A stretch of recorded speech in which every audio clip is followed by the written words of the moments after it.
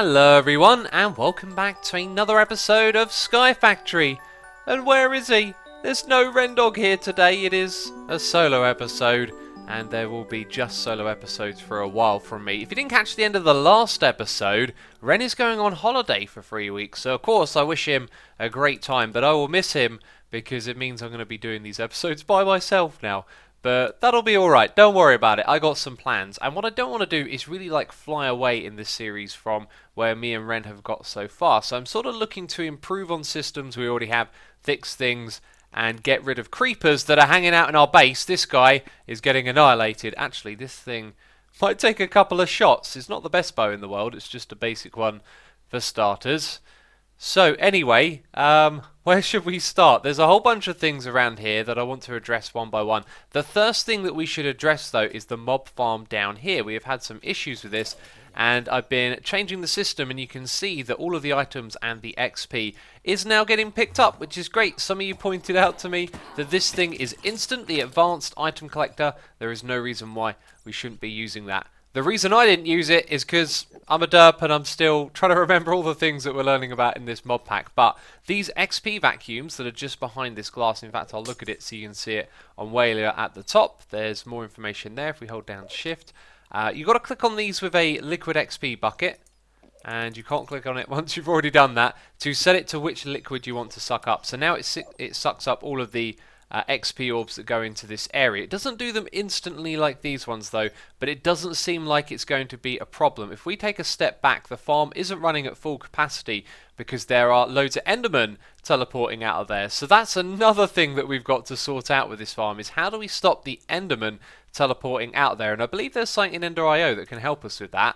And once we do that, that thing will pretty much be finished, which is pretty cool if you ask me. The next order of business will be this little setup right here, and although we're starting to farm some things like redstone and mystical agriculture, I'd still like to see where these sieves can go and what we can do with them. So there's some upgrades to this configuration that we've made. We're going to do that in this episode, but first of all, I need you guys to vote on this episode. There's going to be a card in the top right of your screen. You can click on that. You can interact with the video and leave a vote so me and Ren can get an idea of what you guys want to see. The question is that we'd like you to answer, and the answer is yes or no. It's just simply, would you like to see more solo episodes each week or more collaborations? Because we're thinking perhaps about changing up the format. So that doesn't have anything to do with Ren going on holiday, just when he gets back maybe we'll change the amount that we do. So leave a yes or no. Yes for more solos and no for more collaborations. And if you'd like to elaborate on your answer, you don't want it to just be a simple yes or no, then feel free to leave a comment and let us know what you think. I've flown a very long way away from this farm to get rid of all those Endermen that were hanging out on the top, and then I've come back here and I was thinking to myself, there is a distinct lack of Endermen spawning in this farm. However, if we watch it for long enough, we will see some. This thing over here is the inhibitor obelisk, and for a second there I was thinking it would stop Enderman spawning as well, but it just says teleporting. That's the only thing it does, and we've got this visual glitch here is a bit strange, but I've upgraded it so the range is bigger. It will cover the entire farm, and like I said, there will eventually be Enderman spawning in there, but they don't spawn as frequently. But I've definitely seen them in there, so now the farm is basically finished. So we now have an extraordinary amount of XP, and we can do some enchanting with all of this XP. I mean, we've got a lot of lapis, that's not going to be a problem. We've got loads of diamonds and string and also iron as well, which are the things we're going to need to enchant, because to upgrade this system, the first thing that I want to look at is the sieves. I did actually enchant these all, but only with very small amounts of XP, and apparently blaze powder is getting backed up in here. That's interesting. Does that mean the drawer is full over here at the front? It probably is. Yeah, 2048. That thing doesn't have an upgrade in. Not a single upgrade. That's something else we'll have to sort out. Anyway, the point is we can now do some high-level enchants over here, and I don't think this stuff works with Ender.io, the book thing that we have up there. So we're going to have to do enchanting the traditional way, and the thing that I'm looking for is efficiency because it does it faster. The extra things are a little bit of a bonus, but I've seen efficiency 4, and I don't think you can combine these things together on an anvil. So what we're really looking for is just efficiency 4 on everything. The soulbound one there is going to be completely useless. This thing is 9 wide, but I have 10 sieves because I made one too many. But we did get one which could be the holy grail, so to speak, because this one has fortune 3, efficiency 4, and that's actually what I've ended up doing on all of these, right? But this one also has luck of the sea. Now that's for fishing, but it might actually affect this. We might get extra items, I really don't know. And the only way I figured that we could do a proper test is to just find one, look at it for a moment, and see if we notice anything different going on. Like, where is... Have I gone past it? Are there actually no iron ones in here? There it is, there it is. I thought I made a mistake then. So now we'll see it will go faster, and I believe that the fortune means it will drop more things as well. But the luck of the sea... I mean, I don't think it's going to give us extra items or anything like that. And this one's going a bit slow, actually, which is interesting because a lot of the other ones are backed up. So down the end here is where the dust is going. Right, and these ones all here are backed up. Well, the next thing we're going to do is enchant some hammers because we can put 2 hammers into here. They will get used up over time, but we can enchant them as well. So there's that to do. So we'll create some sort of like item conduit filter system to drop them in. So I think what I might do in the future is make an auto crafter. As far as I know, there's no way to automatically enchant in this pack, so I've done a whole bunch of level 30 enchants, and this stuff is going to be unleashed into each of these... What are they called again? Auto hammers. Yeah, that's the one. Now, let's have a look at the first few that I put here. So fortune, I don't think that's going to make any difference, neither is the XP boost. The auto smelt might break something here. Magnetic, I don't think it's going to make a difference. And then we've got silk touch, which would be... kind of bad if that did exactly what it could do when it's in there, you know. But the best ones are going to be efficiency 4 and unbreaking 3 because the efficiency will make a difference, and these will go in twice as well. So let's unleash them and find out where that silk touch went. Silk touch 1 went, because then we would see gravel go into this side, right? But we're not seeing that at all. Is this thing even going that much faster? Now that one is, so I'm guessing Silk Touch, and yeah, there's no fortune on this one. But the 2 of them I think make it faster anyway, and then the efficiency 4 helps a bit more. So do we have this one right here as double efficiency 4, and look at how fast it's going compared to the one with 1 efficiency 4. So they stack up, which is really cool. I do like to see that. But I think in the future this is just going to be done by regular diamonds, you know, diamond ones that aren't enchanted, because I don't want to keep having to enchant and then stock this thing up over and over again. And look at that right there, you can actually see 3 different hammers working together. Hang on, let's drop down here for a second. Torch, get out of the way. And let's break the block in front of us. That one would probably be better for review. Yeah, look, 3 hammers all working at the same time. So if you've done this before, I don't even need to explain it to you, but we have a crafter with a diamond hammer pattern that is going to make those and put it into our system when there is a redstone signal, which comes from the detector, which puts a redstone signal out whenever there are less than 10 hammers in the system. If we go over here and type in hammer, we should find that there are 10 of them. That's amazing. That means that that works. So then coming over here, we want to export those hammers, and I've missed a step here. Okay, what I needed to do is tell these things to use an item filter to only look for hammers, because I actually only want to use 1 slot of this inventory. So let's go and dump some string in there. Below it we've got an exporter, so that's then going to take the hammers out of the system, and it's only going to do 1 at a time. We should be able to see it in action actually. There you go. And I think there were just a few down the end here that didn't have hammers. Oh, look at that, it works. Amazing. They've gone into the right slot. And now they're going to crush super fast. And actually, I've been thinking, they're probably crushing way faster than these things are ever going to sieve them. So at this point, we could technically add more sieves and increase the size of the array. But I don't think we need to do that until we actually need more resources from it. It's just nice to see how all of this stuff works. And if you're wondering what's going on here, we've basically got one little Ender IO item conduit for each different colour. Man, I'll worry about that Rendog. I thought I'd come over here and check on our disk drives because of all the extra items we're generating.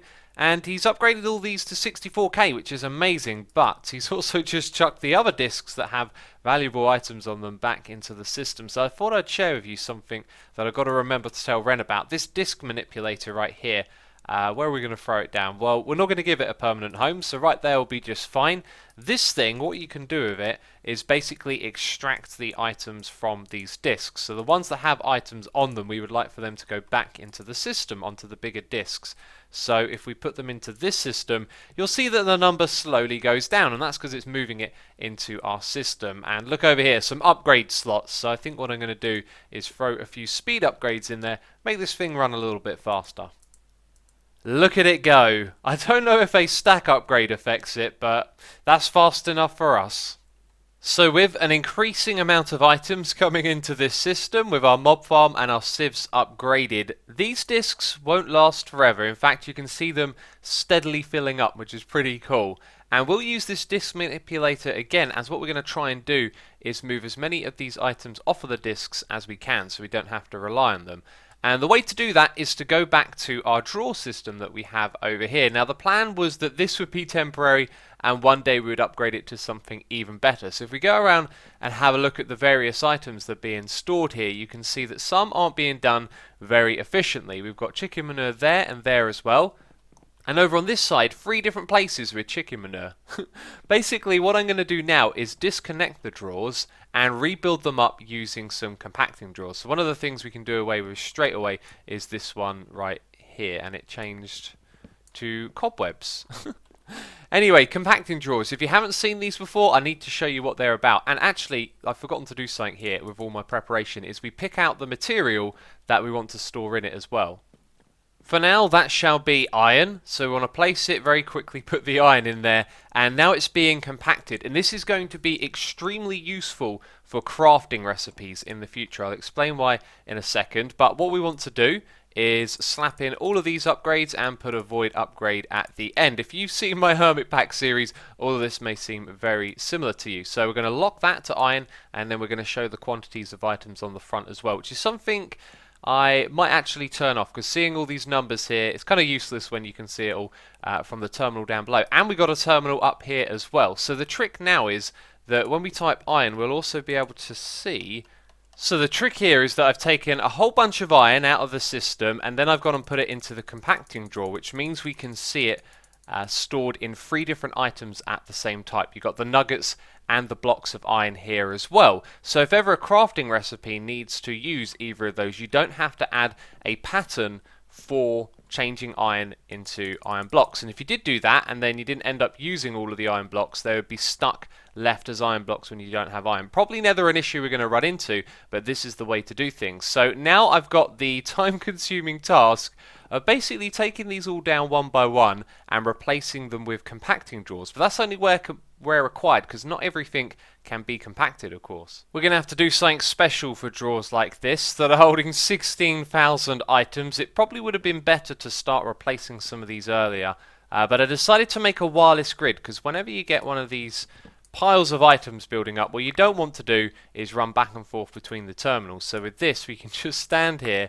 and click all the items in, which is pretty cool, and throw them in front of us sometimes as well, because that can happen, because it is a little bit buggy. This is without a doubt a super janky way of doing things, but it needs to be done. We need to extract all of these items because there are thousands of them. But what we will do is throw a stack upgrade into each of these. And wait a minute.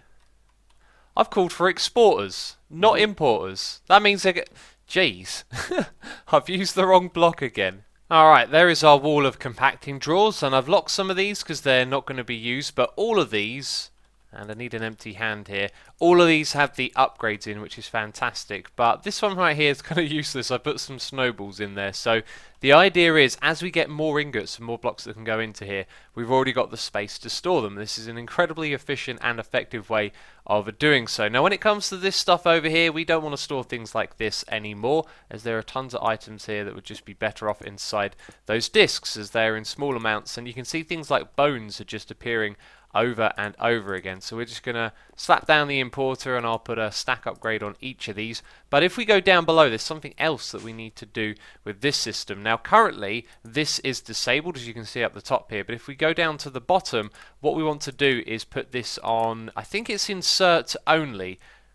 Yeah, what we want to do here is put this thing on insert only, so it's only going to put items into it. And then we want to export the items that are already up there using here. So that exporter is going to basically look through the system at all the materials we've already got and then put them into this system. I've got a feeling I was shown a way to do this, to sort of say, hey, here's a bunch of storage, let's grab all the stuff that are on disks and send them over here. but I can't remember what that is. So what we're actually going to do is this the manual way, which is kind of slow, but I've got to do that. And now the diamond number is going to tick up as it takes it out of the system and puts it into here. But look at what it's doing, man. It's storing it as nuggets, diamonds, and as diamond blocks as well, which is really cool. And something just crossed my mind. There is already diamond blocks in here stored separately. So if I go over here and put a single diamond block in as well, it should increase that number. Yeah, now it's gone up to 201. And technically I should do that for the nuggets as well. So this is going to be quite tedious. Something just crossed my mind. At the moment, the external storage here is disabled. So if I'm trying to empty all of these, and all of them is what I'm trying to empty, if I just use an importer, right, on the storage controller, it's actually just going to go through and take that stuff out. And I can't see if the numbers are changing. Maybe it's not going to do that. Oh no, look, there you go. Chicken manure is being removed. Right, excellent. Okay, so that will slowly do all of that. With this wall over here re-emptied, what we want to do is reorganize it with some of the items we have the most in our system. So now that's all of the nuggets that we have over in those drawers, but things like the Infernium Essence need to be stored over here. And we'll do it with the same set of upgrades inside the drawers once again, but we're actually going to rip these out, and we'll do that with Vein Miner. Bam. And we'll grab an upgrade as well. And we're going to do this with drawers that kind of look like this one. Now, when I did this before on Hermit Pack, we had access to a double slab block, which basically had the same texture as this. And I don't know what the texture on the outside is, that darker bit, but with this bench over here called the framing table, you can put together 3 different materials to create a custom one of these drawers. So you need a frame drawer, then you need your 3 materials, and this one right here is the front, by the way. So if I put that on, it doesn't retain its orange color, but you can see that the front there is different from the textures on the side. I was wondering if it mixes the 2 textures together, but it doesn't. So if we had that lighter stone, it would look perfect, but otherwise stone is pretty much the closest thing we can get to it looking like this one over on this side. And actually what I need to do is just drop, hang on, half of it into each of those, because I think it uses 1 of each material each time. There you go. And this, by the way, is just compressed cobblestone. So now we get 5 of these, and if we go place them up above, it's probably going to be quite noticeable that it's not the same as on the other side. Let's pop them down. Yeah, not quite as pretty as what we got going on over there, but from a distance it will probably match. So this is going to be super simple. Just throw something in there like that we have a lot of, put the importer on, or exporter even. But this could take a while because there is a heck of a lot of it. That's for sure. Oh yeah, I need to put the upgrades in as well. One other thing I wanted to mention is that I've been voiding rotted flesh that came into the system, but it popped into here by accident while I was setting stuff up, and it turns out you can compress this stuff as well. So I figured what we'd do is just store it anyway. But the dealio is, once it reaches the maximum amount, it will automatically void the rest, and it won't end up inside of our disk drawers, which, by the way, have actually gotten quite full, as you can see. So we really do need to hurry up and move things into those storage drawers. So this wall is steadily filling up with items, and I've actually put an upgrade set into every single drawer here, which has used a lot of my emeralds, although I still have a few left over here, and I've got some left over there as well. We're going to dismantle this system right here though, because it's essentially the same thing that we've got on that side over there. We have an external storage unit plugged into the drawer controller. So you can see now that things like gold and iron and redstone have gotten quite low, and that's because I've exported all of the materials to that set over there. But that's where we actually want them to go right now to begin with, and then other items like the ghast tears and these ancient spores we'll put on the other side where we're storing items in bulk. So we are going to slowly drain this this drawer controller right here, but we're also now going to extract things from this chest, which means all of these other extra items that we are getting we could store in the system as well. I might permanently farm this stuff, I don't know, it seems kind of pointless if you're not going to use it. But it's cool to farm things in this game. So anyway, all we're going to do is put an importer on there and put a stack upgrade, and now all of that stuff is going into our system, including some of the items which would go into the drawers above, except they're using a sort of complicated item conduit system here, so I need to take a look at that and reconfigure it basically. So wiring up those conduits was a pain in the butt. Needed loads of filters because we have to tell some of the items to go to this chest directly. And boy oh boy, does that thing fill up, even though we got all of these upgrades on it. And then we have to tell a whole bunch of other ones to come over here. I really don't know what to click on to show you. I think it's the one that connects to this, but it's up there. Anyway, of course we've got to smelt some stuff into ingots first, right? So some of the things that were on the wall there have now been put into this area down here. And then I added some skulls, because we've actually collected about 1,000 of these two types, and it reminded me of something really important that we need to do, and it involves the Wither Skeleton skull. So we did this trick a while ago, but it's time to do it again.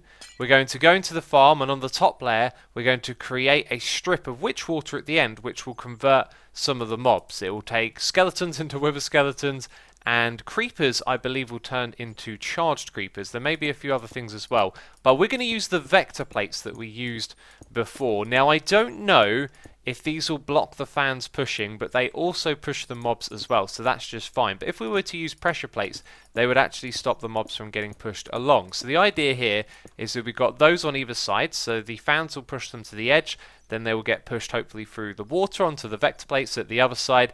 And if that doesn't happen, we don't really have to worry. Is this the middle of the farm? I feel like this right here is. We don't have to worry because other mobs are going to get pushed into them and eventually they'll make their way across. And actually, we can do that with just one bucket. I was going to put one on either side as well, but that will do. Okay, let's grab our glass, and in theory we can see this in action straight away because this farm is so amazing and overpowered, right? Let's flick on the switches and let's fly around to this side, take a step back. There go the mobs. And there they are flying over the top. We can see charged creepers. Can I see Wither Skeletons? I think I can, but stuff just happens so quickly. Yep, there you go, Wither Skeletons. Amazing. Because they start off in the darkness, so the skeletons at the top, but they kind of look black already. But then, yeah, you can see Wither Skeletons hitting the bottom. So with those diamond spikes and iron spikes, we're going to get XP from them. But we're also going to get those Wither Skulls as well. Man, this farm is amazing. Let's leave it running while we fly back up to the top here. We may just be able to see this number ticking up. What was it at before? 14? I actually think it hasn't gone up at all yet. And they're not moving. I was kind of hoping we'd see them tick up while we stand here. So slowly the number is ticking up, and that is fine by me because it means that we are farming Wither Skeleton Skulls, which is pretty awesome and a pretty cool note to end this episode on. If you have enjoyed it, remember to leave a like. As always, thank you so much for your support. Leave a comment down below letting me know what you think about solo and collaborative episodes. And that's it for me this solo episode of Sky Factory, and I'll be back with another one this week, again because Ren is still on holiday. So I hope you have enjoyed it, and I'll see you in the next one. Ciao for now. Bye-bye.